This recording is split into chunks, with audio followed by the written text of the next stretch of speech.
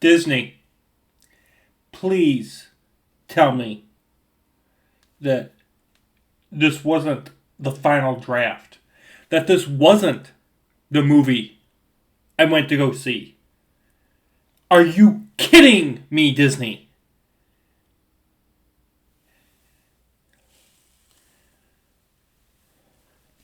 The magic of the House of Mouse, ladies and gentlemen, has done something unbelievable. The destruction of another franchise has arrived. Not only, ladies and gentlemen, was I ecstatically excited by the visuals. Finally, a Tron 3 was coming to our theaters, was getting released. I was excited. Tron was back after nearly a 15-year hiatus. I was so excited. I got multiple copies of the Tron Ares soundtrack. Not just for me, but for friends and family. I was extremely hopeful for this film. And then, and I made a couple videos talking about this already, but then, as we've gotten closer to the release, and I needed time to put my thoughts together, and not think, okay, I like certain things, I didn't like certain things, is this a good movie or a bad movie? I'm kind of mixed. And I needed a couple days, which is why this video is taking a little longer than normal to get out. I needed a couple days to compile myself, to get myself centered in, to realize what I liked, what I didn't, and get over my Tron fandom and hate towards this movie. This is a modern Disney film. Don't watch this. This movie is pointless. And in this video, I'm going to be showing you guys exactly, I'm going to be talking about why. Please subscribe if you guys have not already. Also, make sure you guys hit that bell notification button so you guys don't miss out on future content. This movie makes my head hurt. Because even before this movie got released, it screamed bad. And I was like, okay, maybe they're just hiding things from us, right? This is a dumb version of Pinocchio. And if you've seen the movie, you know exactly what I'm talking about, where a program wants to become a real boy. Just because there's no explanation as to why. Things in this movie just happen just because they need to. There's no explanation as to how they're happening. There's no explanation as to why they're happening. There's no explanation as to what is going on. There's just things happen so you can have pretty visuals. Things happen so you can have an awesome little soundtrack. I also want to note, want to state this. Visuals, top notch. Okay? Top notch. The movie looks pretty. And the soundtrack, it's decent, but it's nothing special. Okay, this soundtrack, compared to Tron Legacy soundtrack by Daft Punk, this soundtrack is nowhere close. Tron Legacy soundtrack is miles better, okay? Now, there's a couple cool moments on the soundtrack, but it's getting overshadowed by the stupidity of writing, the horrible dialogue, the tremendously bad acting. Nothing in this film is unique, special, or memorable. There's no heart. There is no emotion. The film tries to pull at your heartstrings and try to make you feel something.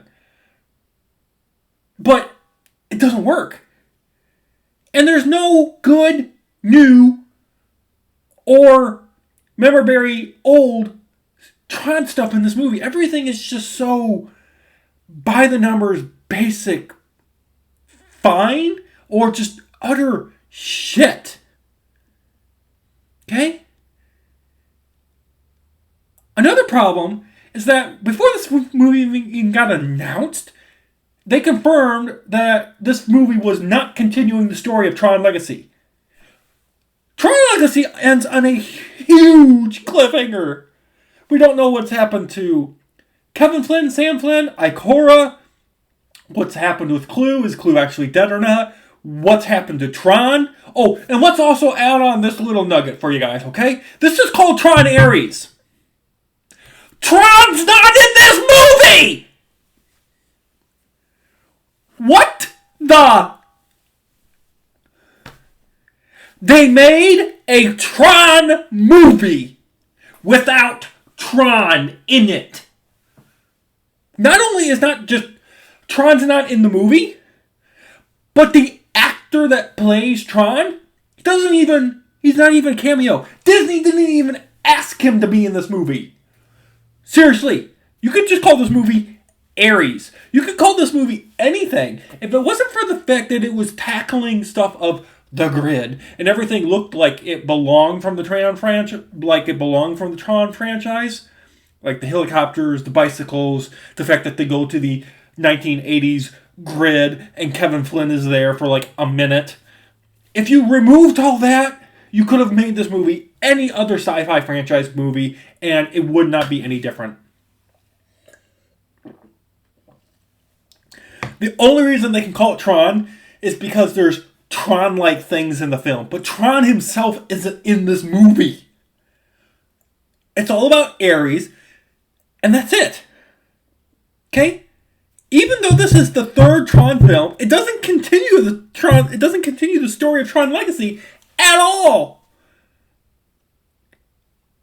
It just ends tying into the fact that, hey, those characters that, you guys really loved in Tron Legacy, they're still around. Like, the movie mentions that they're still around, especially towards the end. We're like, hey, we probably should go find them and see if we can make the world a better place.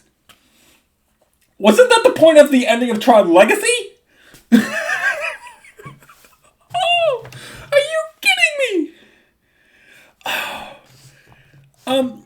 Another thing this movie makes my head scratch is that they make it where they've made it some sort of, and this is, again, it just happens because it needs to, but there's no explanation as to how this number is completely arbitrarily just pulled out of Magic Hat's hat.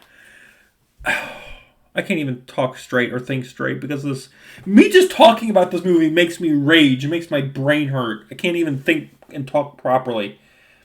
Okay, in this movie, they make it where programs can only exist in the real world for 29 minutes before they get de-resed and sent back to the grid. If that's the case here in Tron Ares, then Clue's master evil plan and Tron Legacy would never have worked. It makes Clue and Tron Legacy look like a complete buffoon. Because if his entire army of reprogrammed programs came to the real world to try to conquer it, they would only have existed in our world, the real world, for 29 minutes before just literally being turned into cubes of ash. Instead, this movie turns into a MacGuffin hunt, and to fix this problem that the movie has just randomly created out of thin air because reasons, to fix the fact that you can only exist in the real world for 29 minutes, you have to get what's called a permanence code. But they don't know where it is. And then they actually find it. It's somehow in this file that has the original 1982's Tron source code or whatever. And so Ares and the gang have to go inside. They find Kevin Flynn, and he gives Ares the permanence code so he can become a real boy, Pinocchio, so he can be in the real world permanently. The movie doesn't explore what happens after that. So now because he's a program in the real world, even though that's exactly what Cora... Oh, by the way, how is Cora alive in the real world if she doesn't have the permanence code? Is she alive in the real world still, 15 years plus later, because she's just an ISO and she's special? Like, how is she alive? Shouldn't she have disintegrated in 29 minutes after being in the real world? You see the problem this movie just brings up with the rest of the franchise? It creates plot holes from past stuff that makes no sense. But, like, if Ares is now a program in the real world, is he actually a program? Can he go back into the grid? Does he still have his powers? that he has a permanence code? Or is he human? Does he bleed blood? Does he have the ability and need to eat and sleep? Does he desire sex? Does he poop and pee? None of that gets answered. I know it's probably like, wow, I don't want to know. But this movie presents so many questions. There's so many questions that this movie asks or doesn't ask, and you never get the answers to any of it. It's just like, here's some stuff. Think about it. Ooh, look! Shiny action sequence! Woo! It doesn't take itself serious in trying to answer questions that I ask. And the questions that it doesn't ask should be being asked. Moving on. Jared Leto as Ares. It's fine. He's fine. There's nothing special about his performance. He does great in the role. He's very stoic. He's very like a wooden plank. He really doesn't do much.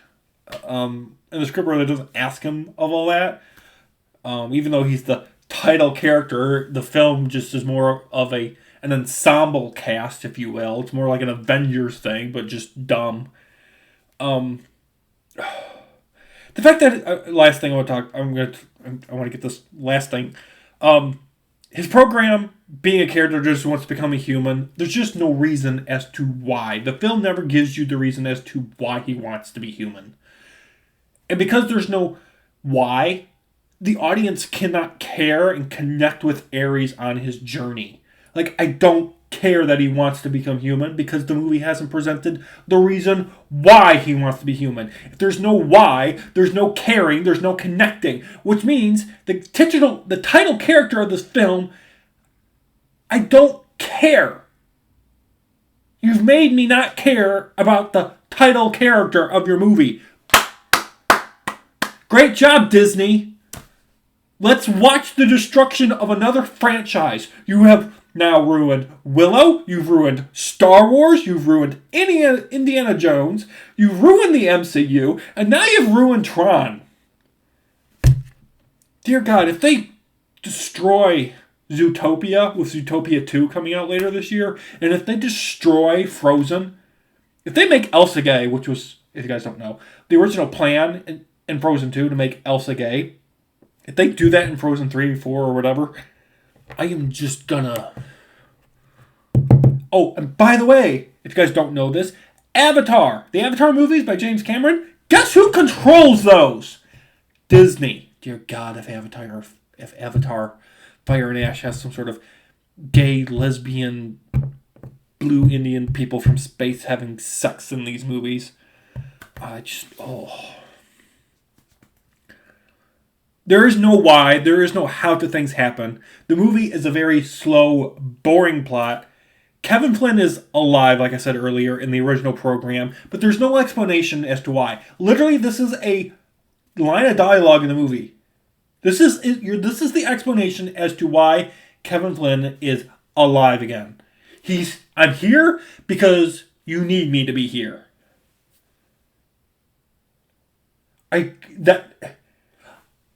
That's almost on par with the line from Star Wars Episode 9, The Rise of Skywalker.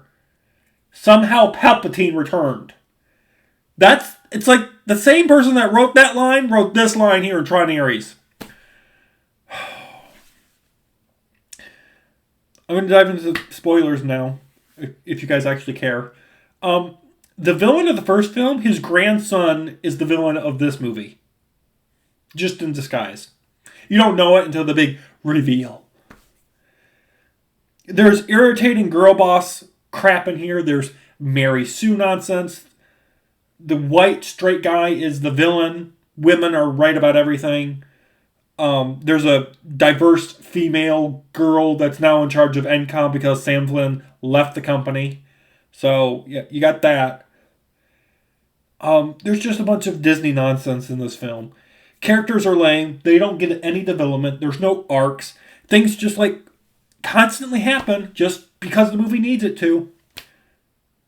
There's a lot of action, but it does nothing. Also, the secondary villain in this film, She's the actress from The Acolyte. You guys remember that travesty? She's also extremely irritating. Her performance is crap. She's full of nothingness. Like, she's just there because Disney, like, please be in this movie. But she doesn't do anything special except be the second-hand villain.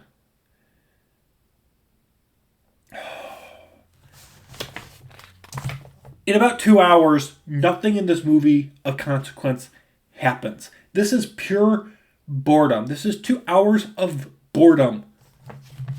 And I hate to say this, but don't watch this movie if you haven't. And I think a lot of people have skipped out on this movie.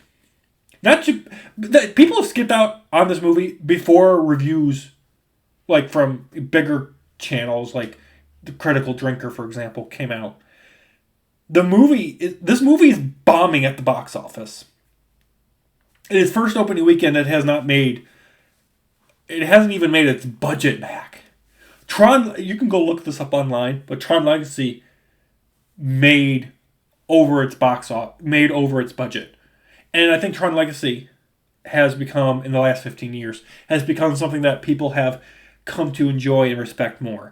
I don't see that happening with Tron Ares. Not only is it going to be a box office bomb, which, I think this film should have come out, during the summer, not the middle of October during Halloween season, because there's nothing Halloween-y about this movie, unlike the Black Phone 2 that comes out soon, which I will be watching and reviewing.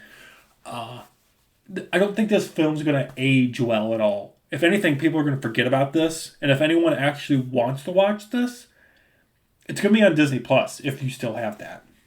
But, yeah, I just want a proper Tron movie to continue the story of Tron Legacy.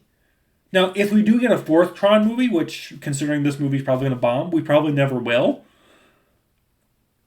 I'm disappointed that might never happen. If you want to watch good Tron content, watch the original from 1982.